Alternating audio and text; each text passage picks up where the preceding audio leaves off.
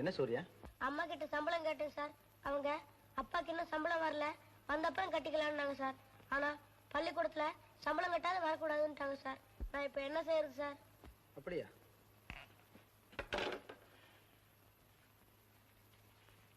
இந்தா இத கொண்டு போய் கொடுத்துட்டு வகுப்புக்கு போ. ரொம்ப நன்றி சார். நீங்க போன தடவை கொடுத்ததே நாங்க என்ன திருப்பி கொடுக்கல. பரவாயில்ல தம்பி, நீ நல்லா படிச்சு முன்னுக்கு வந்தேனே அதுவே போதும். இந்தாங்க, நேரமாச்சு, போங்க. மாஸ்டர், நீங்க ரொம்ப நல்லவர் மாஸ்டர். நல்லதையே சொல்லி கொடுக்குறீங்க, நல்லதையே செய்யறீங்க.